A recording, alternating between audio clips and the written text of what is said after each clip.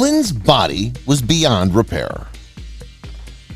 The world and his wife know that Errol Flynn was a swashbuckling actor during the golden age of Hollywood due to his roles as pirates in Robin Hood. He was a serial womanizer with a hedonistic personal life, so there was more to him than just a bad boy image. So let's literally plunge in to get to know Errol Flynn, defects and all. Early life. Theodore Thompson Flynn, a lecturer and later professor of biology at the University of Tasmania, gave birth to Errol Leslie Thomas Flynn on June 20th, 1909 in Tasmania, Australia. His mother's birth name was Lily Mary Young, but she subsequently altered it to Marell. Both of his parents were of Irish, English, and Scottish descent and were born in Australia. Flynn characterized his mother's family as seafaring people, which makes sense, as that would explain where his enduring interest in the sea and playing gallant pirates came from. You're fired. After being fired from an early job as a junior clerk with a Sydney shipping company for stealing petty cash, a recurring theme in his life, Flynn took his famous mustache to Papua New Guinea. At the age of 18, he sought his fame and fortune in tobacco planting and metals mining in Papua New Guinea, and spent the next 5 years between New Guinea and Sydney.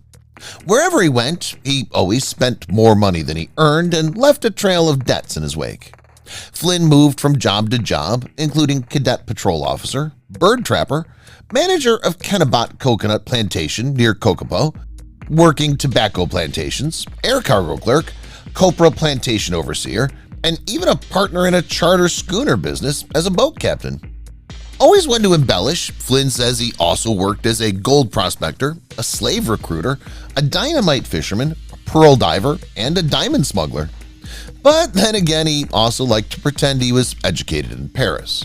Flynn's first acting part in the movies came in the 1933 Australian film In the Wake of the Bounty, where he played Fletcher Christian, the leader of the mutiny aboard the Captain Cook's HMS Bounty.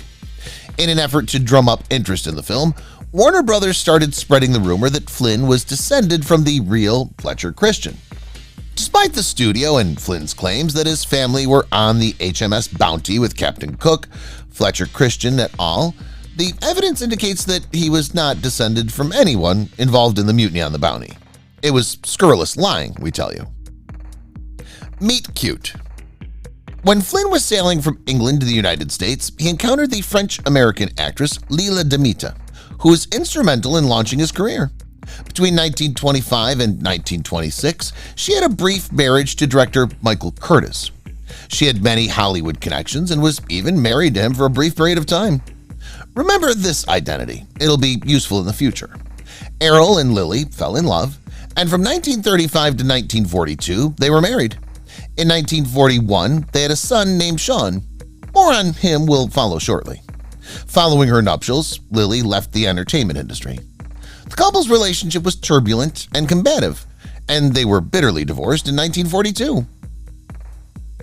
Betty Davis eyes.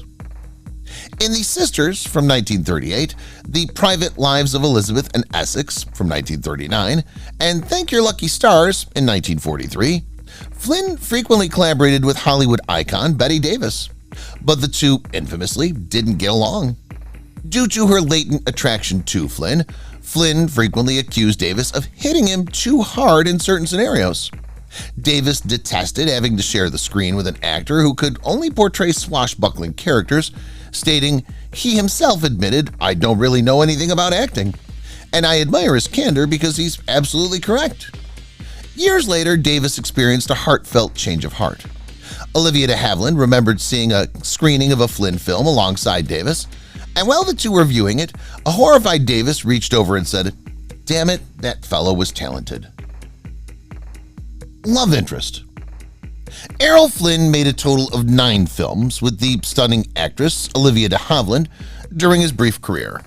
She played his love interest more often than not, so it was only natural that rumors began to circulate that they were romantically entwined off-screen. In spite of this salacious Hollywood rumor, the stunning actress denied they'd ever been a couple behind the scenes. In 2009, Olivia ultimately acknowledged, "Yes, we did fall in love," and I believe this is evident in our on-screen chemistry. In an interview, respecting his marriage, their emotional relationship was never consummated. Flynn stated in his 1959 autobiography that he had fallen in love with his frequent co-star. Olivia appeared in numerous films without Flynn, including Gone with the Wind, and lived to the venerable age of 104, passing away in July 2020. Robin Hood outlived by Maid Marian by 54 years. Oranges are not the only fruit. While it was common knowledge that Flynn was an alcoholic, he was also known to consume other substances. Over time, Flynn started experimenting with increasingly potent narcotics. Frequently, Flynn was occasionally prohibited from imbibing on set. In response, Flynn devised a rather devious loophole. He injected alcohol into citrus, which he then ate in order to get smashed on set. According to his second wife, Nora Eddington, his desire to experience as much as possible led him to experiment with opium in the 1940s. Opium would become another addiction he would contend with for the remainder of his life, much to the detriment of himself and those around him. Kubrick and Hemingway. Flynn conferred with Stanley Kubrick in the 1950s to discuss the possibility of appearing in his adaptation of Vladimir Nabokov's controversial novel Lolita. The story is about a man who's infatuated with a 12-year-old girl.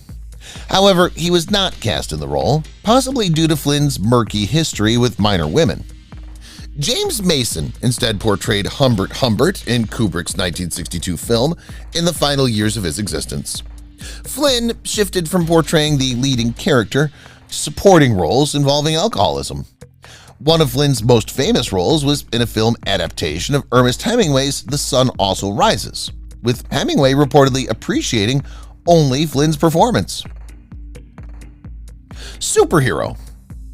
Thor's companion in Marvel Comics, Fandral, is the Norse god of thunder. You may recall him as a member of the Warriors 3, a trio of Asgardian adventures that also included Hogun and Grimm and Volstagg the Brave.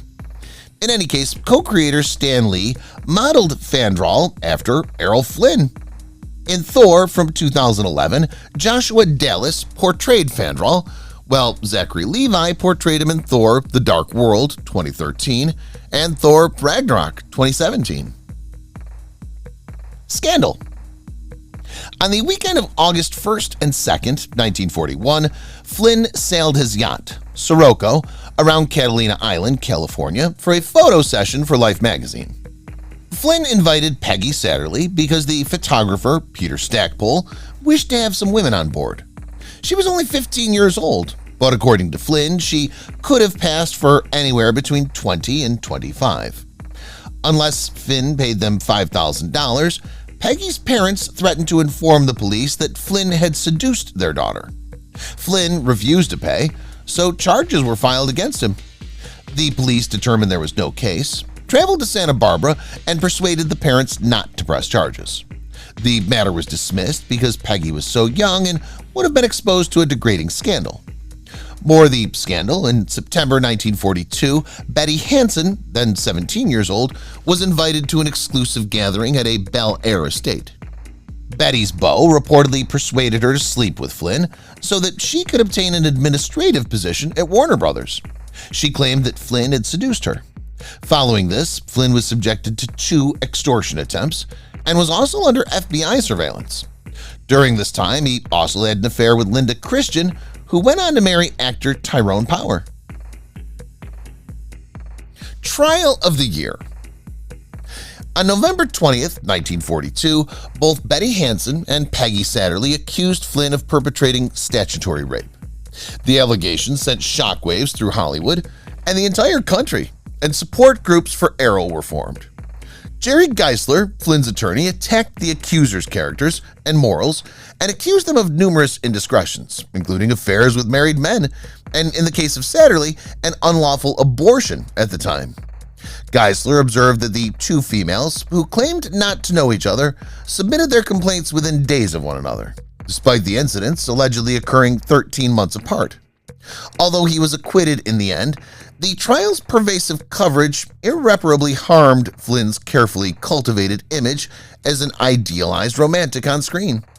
Leaving the frying pan during his trial in the early 1943, Flynn met Nora Eddington, a 19-year-old actress who was working in the courthouse cigarette stand alongside Rita Hayworth and Orson Welles. Soon after, they developed a romantic relationship and were secretly married in Mexico in 1943. The couple had 2 daughters, Rory and Deidre, prior to their 1949 divorce. A fallen star. Flynn was in the midst of an agreement to sell his cherished 118-foot luxury sailing yacht, Zaka, to a friend in Vancouver on October 14, 1959, due to his most recent financial difficulties. Flynn's years of alcoholism, substance abuse, and chain smoking eventually caught up with him, and he died of a fatal heart attack at the age of 50. Flynn's autopsy revealed that his anatomy and overall health were consistent with those of a man in his mid-70s. Doctors determined that his liver was in such poor condition that he would have had less than a year to live regardless of the heart attack. Warts and all. Throughout his career, it was rumored that the actor who portrayed Robin Hood had, how do we dare say this, larger bow than the rest of his merry men. Flynn's genitalia, which were covered with enormous genital tumors, were his most injured organ.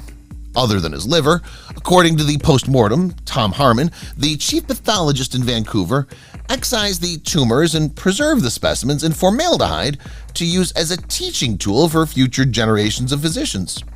Harmon's supervisor, Mr. McDonald, promptly scotch-taped the blemishes back into position and stated in 1985, Errol Flynn's stature, his jewels, and his endowment were comparable to those of any other man. Legacy. Errol left behind Rory, Deidre, and Arnella Roma as his daughters. The Errol Flynn Society of Tasmania organized a 10-day commemoration in June 2009 to commemorate the actor's 100th birthday. On the actual centenary, June 20th, 2009, his daughter Rory Flynn unveiled a monument bearing his name on the footpath in front of the historic State Cinema in Hobart. The Mega Yacht Marina in the Jamaican coastal community of Port Antonio was renamed the Errol Flynn Marina in 2009. Errol bequeathed to his widow, Patrice Wymore, the 64-acre Navy Island, a 2,000-acre coconut plantation, and a cattle ranch. If they had known his true character, they might have altered their views. Patrice passed away in 2014 at the age of 87.